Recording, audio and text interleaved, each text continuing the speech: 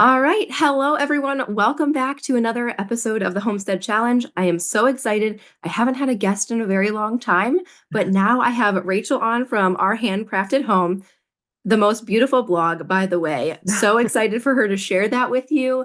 If you are interested in really anything homesteading, but especially like from scratch recipes and beautiful gardening stuff, which is our topic for today, then definitely check her out. I'm going to let her introduce herself here in a second. But today we're going to be talking about seed starting, which is very perfect for this time of year if you're listening early on in 2025. So, Rachel, please tell us a little bit about your homestead and just you. Yeah. Hello. Thank you for having me on. I'm very Of excited. course. Yeah, my name's Rachel. I run the blog, like you said, Our Handcrafted Home. I'm a wife, mom to two little ones. And honestly, my background with homesteading really just stemmed from my husband and I always had the goal to buy some land. And so we finally got there and we really just started. I did a lot of like from scratch cooking and learning how to preserve food. I'm still learning that. So but and then gardening. Gardening was huge for me. It was something even when we lived in a tiny little house in the middle of a city with no yard, I would try and be as creative as I could with just starting seeds and growing flowers, but also herbs, veggies, all the things. And it's just kind of grown and grown from there. So, yeah. Yes, I started off the same way. We were a military family, and Hmm. my first like garden was like I didn't have an option. I had full shade area, and I Yeah. just tried to do what I could. And Yes. then last year, I actually started seeds for the first time, and I Hmm. made a lot of mistakes. I Yep. definitely had not a great germination rate for a lot of it, mainly because I started it outside. I live in Ohio. I'm not sure what Okay. part of the country you're in, actually. Where, I'm in Tennessee, so okay, a little warmer, a little but warmer there. You yeah. might have been okay starting it on a porch there, but here, Hmm. that wasn't really a good idea because it was Yeah. way too cold, like snowing outside. I Yep. thought it was warmer than it was. I don't know. And then, yeah, so I had a little bit of heartbreak there, mainly with I started floret seeds, and most Oh, of them yes, and did they're so not germinate. beautiful. Oh, Yeah, yes. but most of them didn't germinate because of my mistakes. So So that was sad. heartbreaking financially and emotionally. Yes. So, really, really excited to talk about Yeah. gardening. I know there's so many people in our community right now that are doing this either for the first time, or I Mhm. even know a lot of people that are seasoned gardeners that are just like, I am not going to start them indoors. I'm just going to direct sow Right. everything. It's just Yep. not worth it. I think Hmm. it is worth it. I think you I probably think would agree. so. Yeah, I mean, I used to be the same way. I was like, no way am I going to start seeds. That just sounds like way too much work, way too fussy, of a thing to do. And I definitely was not going to start them indoors. I was like, I'm just going to pick some easy seeds, throw them outside, and just see how it goes. But once I kind of started in with trying it indoors, it was so much better. I had such like better results that Mm. yeah, I just was kind of hooked and it's just grown from there. Yeah. So first of all, this year was like literally the first year that I really heard people talking about winter sowing versus Yes. seed starting. So can you just tell Uh-huh. us a little bit about the difference so people don't get confused there? Yeah, winter sowing is there's pros and cons to both. Winter sowing is more of a method for you're going to start your seeds, you're going to put them in some kind of container. Like usually people will do like I mean, I've seen everything from like milk jugs to like plastic Tupperware, really any kind of container like that. You plant them once and then you leave them outside. And it's a very hands-off method, which is a pro. You just leave it outside and you just kind of let nature do its thing. And in the spring, you kind of take off the cover and you see what you got. And a lot of times you will see your little baby seeds. And I've done that before and it does work. But like you said, it can kind of depend on the area that you're in. And the reason I lean more towards starting seeds indoors is because I can just control the environment better. I have more control over what the temperature is, how much water they're getting, because especially here, we'll get like a ton of rain and then some winters we don't. And so it's like I've gone out before and like my seeds are like drowning in water because we've just gotten so much moisture or things like that. So it is, if you're wanting a hands-off method, try that. And if you're just starting out, buy a few seed packets, then, it's pretty inexpensive and that would be a good method. But I've had much more success personally with indoor seed starting. Absolutely. So why would somebody want to start indoors versus just doing that direct sowing in the garden? I think some people do, like, if you want to start outdoors in the garden, again, you've got to have like really good soil. You've got to really make sure you've got your soil amended, tilled up really well. And there are some seeds that do great with direct sowing, like zinnias, sunflowers will do great with that. Again, the environmental thing is like I've had like birds that love to eat little sunflower seeds. They just see me planting them and then they're like, "Ooh, she's so nice. She's giving us a little snack." I have a lot of birds, and last year I just threw sunflower seeds everywhere. Hmm. None, not a Yeah. single one No, I had none came come up. up. I had like rows and rows. I was like, I'm gonna have beautiful sunflowers. It's gonna be great. No, the birds and they had other ideas and other animals too. I mean, they're just a tasty little snack. So Yep. one reason I love to start indoors is because I can get a head start on the growing season. So I garden in zone 7A, so I'm a little warmer overall, but I can start all my little seedlings and get like a month head start. And so by the time it's warmer, usually I'm planting things out in May, like mid to late May, usually, sometimes earlier, but I can already have seeds that are, pretty tall. And once they hit that warm soil, they just take off and they're ready to go. Versus the ones that I'm just direct sowing in the garden take a lot longer. And I still will get blooms. It'll just be a lot later in the season. So, Yeah, same. I'm 6B here, okay. but so we're supposed to start. Usually the rule is like Mother's Day is when everybody Yes, kind that's of us too. yeah. Yep. So and I totally started things though earlier last year. Oh yeah. But even so, I haven't have you started indoors already? I haven't Not yet. yet. Not yet. There's a couple things that I could have started that I just haven't yet, but I'm starting to get the itch. It's like when it's Yes. so cold outside and you're just like itching to get in the dirt and start something green. I'm like, I Yes. think even I told my husband the other day, I was like, I could start some like herb seeds maybe and like have some basil or something like Mhm. that. So yeah, I'm definitely thinking about Yeah, it. I think my first thing are going to be onions. And Yeah. then Yeah. my you have to start peppers really early too. You do. So, I Yep. think February for all most of the things. And then Hmm. some of mine because we are a little bit later, you're not even supposed to start until March, but I'll probably start them in February and make more Yep. mistakes this year. I know. Yeah. Oh my, excuse me. So what are you like if we're getting started here, Hmm. what do you recommend that people kind of use as supplies to do this? I definitely seeds like plug trays. You're gonna need some sort of seed starter tray. You can buy them really anywhere, like hardware stores, online, Amazon. I mean, they're all over the place. I love my Bootstrap Farmer Those ones. are ones I have too. Oh my gosh, I love them. And they are more of an investment, but they are so sturdy and they have lasted me for years and years versus some of the, inexpensive ones. They get a little flimsy or they'll want to break or crack or things like that. And I'm also a little rough on them. So that's part of it probably, but I love my Bootstrap Farmer ones and you can buy them through their website or Amazon has them too. They're really great. And usually there's different sizes to plug trays. So you can get as small as like 20, 25, up to like 128, 200 count. I tend to stick with like the 50 to 72 range. Sometimes I'll do the 25 if it's just like something I know I need just a little bit of like herbs. I'm not gonna plant out like 50 basil plants or something Right. like that. So I'll just, do a few. And so the seed starting trays, heating mats is a big one. They're pretty inexpensive too. You can get them online. Amazon is always my go-to for things Yep. like that. Um, they're good, especially like me. I start my seeds in my basement, so it's a little cooler down there. And so I like to have the heating mat on. It just keeps it a more consistent heat and it keeps them a little warmer. So they're just a little happier Yeah. and they germinate a lot faster and a lot more even germination too. I've noticed. You don't have to have a heating mat, but it does help. Yeah, that's what this year I'm starting in I moved everything down to my basement from the Uh-huh. Yep. porch, but it's still today it was My kids are normally in preschool. They're home today because we have the Arctic blast and Oh my it gosh. started out as -9 this Oh morning. my gosh. So I it's pretty know. chilly down there. Yeah. I'm like, it's a little warmer, but it's currently like 12 degrees.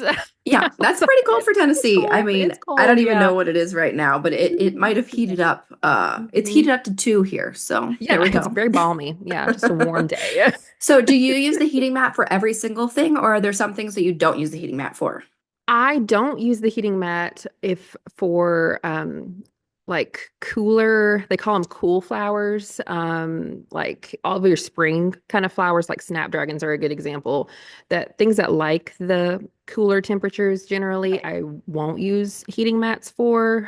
Snapdragons, larkspur, some of those cooler flowers, but Yeah. anything like all my veggies, all my herbs, any of the like warm like summer flowers that you think of, like zinnias, sunflowers, cosmos, all of those I'll use heating mats for. But Okay. yeah, And yeah. do you start your greens in advance, or do you put your greens direct sow into the garden? I did them in advance last year. I've done both. I Okay. did in advance last year, and I do think I had more success with that. Okay. Because Yeah. we'll randomly, I don't know, sometimes it'll be like it's a nice, cool, lovely spring, and then all of a sudden it's like 85, 90 degrees one day, and they're all like, out there frying. Yeah. So Yeah. it's Yeah. For sure. The only thing I know that you really don't want to is carrots. carrots love the cold. Yeah. So Hmm. I'd never started my carrots indoors. And so that's one thing I would say don't Yep. do. And Hmm. that's when you get like wonky, funky shaped carrots Yes. too, I think, when you Yeah. transplant them. So, Yes. all right. So what do you use for your soil? Do you use the seed starting mix, or do you use like a potting mix or garden soil? What do you choose to do? I do kind of a mix of, I do use a seed starting mix. So I usually will just go and get like Jiffy brand seed Okay. starting mix. It's pretty inexpensive. And they sell it pretty much everywhere. I'll use that or like go to like your garden center or somewhere. Just get something that says seed starting on it because it's a fluffier mix and it's easier for your seeds to root in there and it's better for germination. If you're using a potting mix for seeds, it's not usually going to have a good germination rate because it's just way too heavy. Okay. So they I can't like get up out of they there. That can't makes get up out of sense. it. Yeah. Yeah. Yeah. They can't get up out of it. So the seed starting mix, whenever you see it, it's like the lightest bag. It's so fluffy. But I'll sometimes use just the seed starting mix or I'll mix it with like a good compost and do just kind of like a half and half. And that really works good too. They do like that. So either Okay. way, but So I know that seed starting mix is sterile. Is there a point then when it's indoors that you add anything to it nutrition wise, or do you wait until it's out in the garden? I just wait until it's out in the garden. Yep. Okay, Mm-hmm. Yep. cool. All right. So let's see here. Sorry, I'm looking over at questions for No, people you're that are fine. You're fine. watching this on YouTube. Um, so do you, okay, what is it? How do you water then? Do you bottom water, top water? What are the best practices there? Usually I will bottom water mine. So I'll just they have all the seed starting trays will usually come with like a tray that's like water resistant. So it's not going to leak out the bottom or anything. Hmm. And I'll lift that up. I'll just pour, I don't even measure, I just pour my water in there. I'll set them back down. I'll leave them alone for like 5, 10 minutes and they can get all the water they need. And then if there's extra water in there, I just dump it out. Okay. I usually do that when they're really, I should say, I do that once they've like sprouted and I can see them.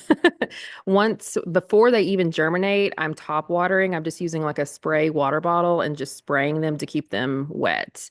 But as soon as I see them poke out of the little seed block, then I'm ready to start bottom watering. But I will still like spray occasionally just to keep them wet. But Yeah. yeah, usually So are you doing bottom that water. every day, every week? Like, what are we looking at there? I would say at least every day, sometimes multiple times a day if I'm really trying to get some started. But usually at least once a day, I'll go down there and, you know, spray them and water them and do all the things. But yeah, I would say I would recommend watering less versus overwatering because if you get into overwatering, then you're going to run into things like, algae growth or fungus gnats, stuff like that, which I've dealt with and they are not Yeah, fun. I think So, I did that last year too, for oh my sure. There gosh. was like the white moldish kind of stuff Yes. that I got on top of Yes. a lot of them. Yep, I know. And I'm like, I just loved you too much, I guess. I just trying to take care of you. So, what are the biggest mistakes that you see people making if they're doing it? I like all the time when I'm like scrolling on Instagram or stuff, Mhm. like I always see people doing things and I don't want to ever be the person that's like, you're doing that wrong because I mean Don't do everybody that. does gardening so differently. But Right. Yes. It's a very intuitive process. I feel like everyone has their own yeah. method. Yeah. Of what Yeah. works. So do you see anything like out in the real world where you see people making the same mistake over and over again or I think, oh my gosh, there's a few that come to mind, but yeah. one of the ones I think for people who are just starting with seeds is just starting way too much at once. I feel like it's for me, especially this time of year, I'm like looking through all my seed catalogs and I'm like, oh, I want to grow this and this and this and this and this. And I'm like, I have a huge box of like all my seed packets that I want to start because everything's just so pretty and I want to try these new varieties and all that. But um I made that mistake when I was first starting, and I chose varieties that I really had no business growing because they're fussier seeds or they're just really hard to grow. I remember I tried to grow Lysianthus my very first year, which are notoriously hard to grow and to get in the ground. A lot of people just buy plugs of them, and someone like messaged me and they were like, those are like really hard to grow, right? And I was like, I got this. It's fine. They all died. It's fine, but so I would say just pick a few things that you really want to grow and just focus on those because it's easy to get into it and then you start to get overwhelmed with like all your seeds that you have and trying to keep them organized as to okay, what needs to be planted out this week, what's going here, what we're doing. And starting seeds too early. I see people starting like these warm weather flowers like this time of year, like, and I'm like, your sunflowers, I mean, unless you're like way, way in a warmer zone, I'm like, Mm. Research your Yes. growing zone. That would be my biggest tip. Research Yeah, your that's what growing I'm in a zone. lot of gardening groups for my zone. And I know it's technically by last frost date, not technically by zone. That's a Right. whole other topic. Right. But I Uh-huh. see a lot of people that I know are in Ohio or Pennsylvania and they're like starting, yeah, like sunflowers, Yeah. dahlias, all the things. And Right. I'm like, Right. I'm like, maybe hold off. Just I know it's exciting, but hold yeah, off just a little unless you're bit. gonna Yeah. really try to keep it alive inside for I a long know. time. I know. That's a And lot of that's a lot of work. work. Yeah. Yeah. It's a lot easier to let nature kind of take care of Just, them instead of yep, you having exactly. to watch them as they get bigger and bigger. Exactly. So with that, do you ever uppot anything or do you just try to plant it in the seed starting the same size that it's going to be? Occasionally I will. Like I remember last year I did this with Rudbeckia because they are usually very, very slow growing, at least for me in my experience. So I'll plant them and I don't know what happened to them last year. They just were ready to go and they got huge, but I wasn't ready to plant them out yet because it was still pretty cold, especially at night here. So I did um put those into bigger pots. And I'll do that with some of mine, but generally I try and keep them just in their seed trays just because it gets to be a lot of hassle for me personally to try Yeah, and because I start a lot. If you just have a few, then that would be fine. But oh my gosh, I can't even think about all the pots I would have to have. So like, I know. And then yeah, you said you're doing it in your basement, which I am too. So I know I'm already going to have a mess down there and oh it's yeah. I'm like, just don't even go down there. yeah. It's there's dirt everywhere. It's just it's a mess. Yes. So what is your favorite thing to start in Oh my advance? gosh. Oh, I'm trying to think of my very like rewarding ones that I love that are Hmm. easy. I love starting, this is a random one, but like tomatoes and cucumbers are just always so like, here I am. I'm so happy. And they're just like so cute. Rudbeckia is really, because it's fuzzy. I like just seeing the little fuzzy baby leaves. Um, I love my snapdragons. That's when I start every single year. They're a little harder because the seed is so tiny. But I love those. And then all like sunflowers are so rewarding to start because they are just ready to roll. Yeah. Um, I yeah, agree with all of those. the tomatoes. So last year I had a lot of like pretty much nothing. I mean, it Mhm. survived. It's so hard to tell. And I like started a bunch of perennials too that didn't really come up or I've they had like that. did. I think that Yep. this year they're gonna Mhm. like come up after being in the Cross. garden. We'll Yes. see. Uh-huh. We'll see. Yep. But my Hmm. tomatoes, the few that lived, Hmm. I just gave up. By the time it was like June, Right. I was like having these like tiny things that never grew. I I put them in the know. ground and those tomatoes ended up being better producers than every single one that I bought from the store that was Yes. so Yes. I know it. It's like don't give up on them because I had that too. I had these tomatoes that just looked so puny. I was like, well, I'm just going to throw them in the ground and see what they do, keep them watered. And man, they did great. They're just yes. ready So to roll. So yeah, yeah. I don't know if it's like having the temperature ahead of time or just I don't know what it is, but Yeah. those tiny ones I never even thought my tomatillos would survive. They were literally like Mhm. these little tiny leggy horrible seedlings and I'm like I'm just gonna throw it out and see what happens. They Yes. grew huge and I had way too many. So Yeah. Oh, I know. And then you end up with so many that you're like, I don't even know what to do with all these. I yeah. haven't grown tomatillos. That was one this year that I really wanted to start. I have this recipe for fermented Mm. green, so like salsa verde. Yes. I love it. The fermented one is so good. Gosh, So anything highly fermented, recommend. yes, I'm all about Yeah. it. Yeah. Yeah. So hopefully you'll have fun with that. Yes. I dealt with those right away because I wanted to ferment them, but I still Uh-huh. have a freezer full of tomatoes that I have to deal with from I last love year. it. I love it. I know. And I do that to myself too. I'm like, why do I do all this? But I just get excited. And then I'm like, Yeah. well, I want to grow. Everyone talks about the pineapple tomato. It's like an Ooh. heirloom, I think. It's from Baker Creek seeds, and I'm gonna grow it this year. I tried last year and it was just way too late. It was way too late Yeah. by the time I learned Ooh. about it. So we're gonna That try will it be this year. exciting.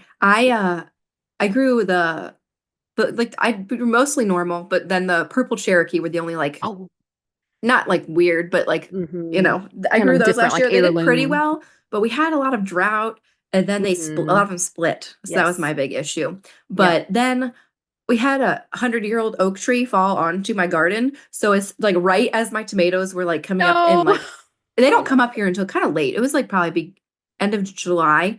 So it was Hmm. like just their time to start They're shining like, and an oak tree fell on them no, all. no. And see, So those are the kind of things that it's like, well, it's just like it is what yeah. it is. Yeah. It was the neighbor's tree. It's a long story, but Oh my everything gosh. nobody got hurt. It fell in between our houses. It could have fallen on my babies and it Wow. didn't. Yes. So we're Yes. You're like, if happy. Tree anyone is was going to take gone. the hit, glad the tomatoes. Yes. Glad it was the tomatoes. All right. Excuse me. All right. So honestly, I think that's all I really want to talk about. I'm Okay. really excited to start this year. I know I made so many mistakes and I think maybe we'll be at a better start. I think some of it's luck too. I'm telling you. Yes, it is. Yeah, some of it, and you just get better at it over time. You kind of learn like what to look for and all of that. So Oh, yeah. yeah. So if any of our listeners do want to know more about seed starting content, do you have any resources for us? I do. If you go over to the blog, Our Handcrafted Home, I actually last year made a huge seed starting ebook. It's just called Seed Starting 101 and it's free. It's like 20 some pages of just all the knowledge that I had and I just threw it out there. So if you go to any of the gardening posts on the blog, you'll see it. It's there down at the bottom. But that's a good one. And then honestly, any of the blog posts, I just posted a new one on. I can't remember what exactly I called it, but it was basically like how to start a cut flower garden in 2025. So recommended varieties, kind of just things to know. And then I do have a seed starting indoor post too that has all the links to different tools and all of that good stuff. So yeah, All right. Well, I will make sure that all of that is linked in the show notes for everybody. I think it's going to be really helpful in my community. There's so many people doing this for the first time this year. So I'm yay, so excited that you were on. Thank you so much yay. for coming to talk with me today. Absolutely. I enjoyed it. Thank you. Yes, thank you.